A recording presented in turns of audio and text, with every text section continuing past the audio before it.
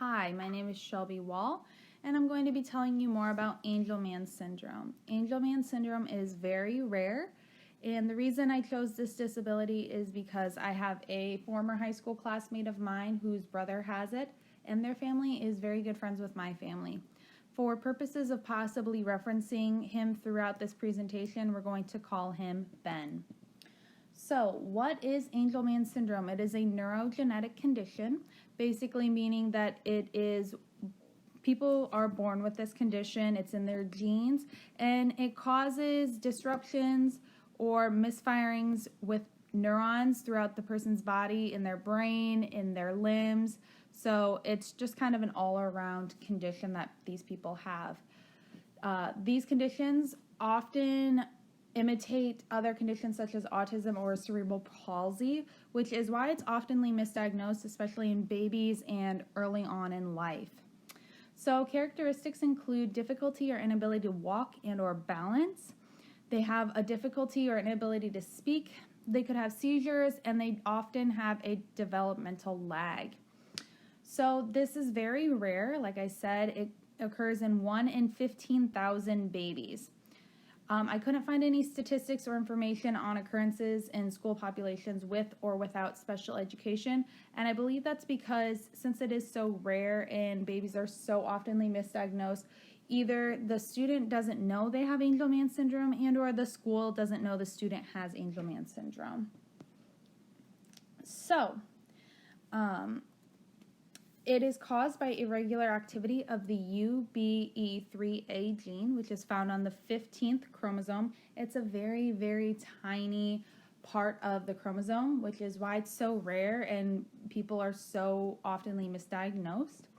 In a majority of these diagnoses, that part of the chromosome is removed, and it's on the mother's side that it's removed. So we always have pairs of chromosomes. So the mother's 15th chromosome that you get is that UBE3 gene is deleted.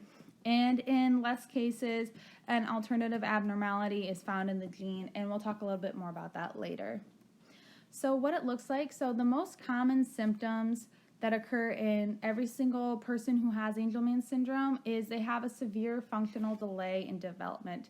And that means anywhere from speech to learning about colors and shapes and letters to just not really being able to walk or do things for themselves, able to feed themselves. So it's really hard to tell if these kids have autism or if they have Angelman syndrome. They have little or no speech. They rely heavily on nonverbal communication. I remember Ben, he oftentimes, smiled, or he pointed to things he wanted, or he used his arms and his hands to show people what he wanted or what he needed. So they really rely on that nonverbal communication. They can have ataxia and or shaking of their limbs. This could be mild or severe. Like I said, Ben really shook his hands and flapped his arms, which is very common for these people. And they have some uncommon behavior, which could include increased smiling or laughter. They could be easily excitable, and or they have that flapping hand motion. Back in the day, this condition used to be called happy man syndrome and or gay man syndrome. It's been kind of disused because it's not a proper name for it. But you will see these people always smiling and laughing, and they just seem very happy, which is kind of nice to see within people. So no two people with Angelman syndrome have the same exact condition. So on the last slide, we talked about things that occur in basically everybody who has Angelman syndrome. The rest of these conditions or symptoms can vary because not everybody who has Angelman syndrome is alike, and that's really hard to diagnose these people. Some less common symptoms, but still occurring fairly often. They could have slow and unequal skull growth. They could have seizures, and that can also lead to unusual EEGs, but it's not always consistent with seizure behavior.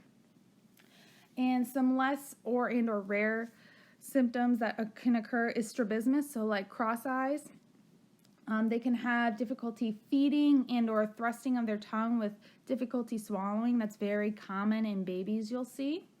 They have very little control of their lower extremities, so it's very hard for them to walk. They do rely heavily on their upper extremity. They have heat sensitivities, which is really good to note for anybody you might deal with who has Angelman syndrome. And they can have decreased pigmentation in the skin and hair, and that only occurs in the deleted condition. So in most occurrences of Angelman syndrome, they will have a decreased pigmentation in their hair and skin. I remember Ben was very, very fair-skinned. He couldn't sit out in the sun very long. He had very almost white, like blonde white hair. So how does it happen? Like I said, in most cases, the mother's version of chromosome 15, that UBE3A gene, is deleted from the chromosome. This is different than Prader-Willi syndrome. That same gene is deleted, but on the father's chromosome, not the mother. So they are very similar conditions, deleting that exact same gene, but on different versions of the chromosome. It can also be caused by having two versions of the chromosome from the father. So instead of getting one from mom and one from dad, you're getting both of dads and, again, lacking moms. And then the alternative form of this condition is that disruption in the imprinting center. And that imprinting center is responsible for coordinating imprinted definition and epigenetics on DNA. So basically, he's the checkpoint for all of these genes, making sure everybody's getting through and everybody has the genes that they need and nobody's, miscommunicated throughout that E or that CTGA sequence. And if you have a disruption in that imprinting center, he's going to make mistakes, and therefore you're going to have mistakes on those chromosomes and those genes. So how can you know? It's hard. It's very, very hard unless you have those genetic tests that have been done. It's hard to know just from the symptoms if a person has Angelman syndrome. But those with Angelman syndrome do have attention deficits. They are very hyperactive. They do have that decreased speech and that decreased motor control. And unfortunately, it has been determined that those with the maternal deleted genes have more severe deterioration and development. So that's very good to note if you have somebody with Angelman syndrome. So how can people help? Well, teachers along with therapy specialists have to be trained to work with those who have severe disabilities. These people with Angelman syndrome have a lot of needs and they have severe disabilities, and they need people who are trained to work with them.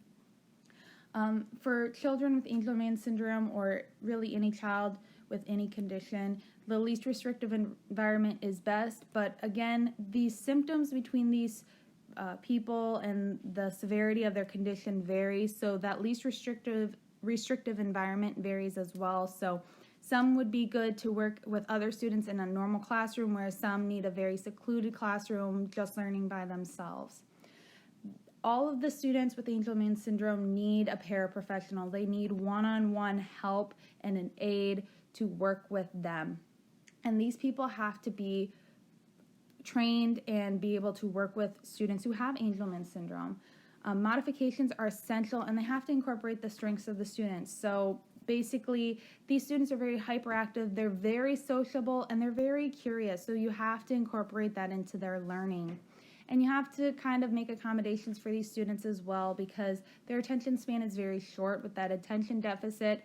They can be very disruptive in normal classrooms. So teachers and paraprofessionals who work with these students have to be ready to kind of be lenient and work with these students about that disruptive nature that might occur in class.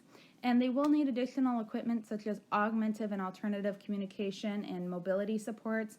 I remember Ben oftentimes had a wheelchair and a walker that he would use, and he would also have this little keyboard, although it wasn't really a keyboard because it didn't have normal letters and numbers on it. It had pictures. So that's how he communicated with people of what he wanted and what he needed, is he would point to the pictures on his little keyboard and people would know. They really rely on that nonverbal communication there. Therapy specialists include physical therapists. So getting these students to become more independent or as independent as they can be, is key. And that can mean having students walk to and from classes if they're able to walk, or walking during recess is very good, just to try and get a little motor control in those lower extremities for them. They're also going to need speech and language pathologists, and these people can incorporate decision making in students, so having students kind of speak up for what they want and what they need, or just making decisions for their own care and their own life as they are. Occupational therapists are also needed. Like I said, getting these people more independent is key, and that can include having them get dressed for PE by themselves, putting on a coat, and or tying their shoes.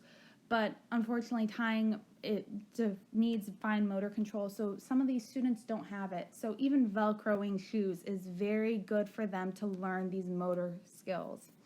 And then applied behavior analysis is really needed for these students, and that basically means improving behavior and skills, but making sure it's age appropriate. So children who are like 2 to 4 years old, coloring, learning shapes and numbers, and just learning to play well with others is key and appropriate for these children's ages, where it's not so appropriate to have a 15-year-old try and learn how to play well with others and learning their colors and shapes.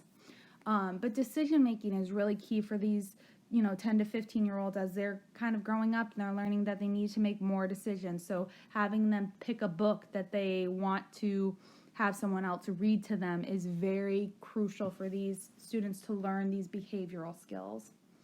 Finally, I have 2 videos for you. They're both about a little less than 5 minutes long, but they're really informative, and I really hope you guys like them and you take the time to watch them. And if you ever come across somebody with Angelman syndrome, I really hope you just take the time to get to know the person and really just kind of embrace them, because they are such happy and great people to know and to have in your lives. And I hope you're all a little better off for the knowledge of Angelman syndrome, and I hope you continue to learn more about it. Thank you.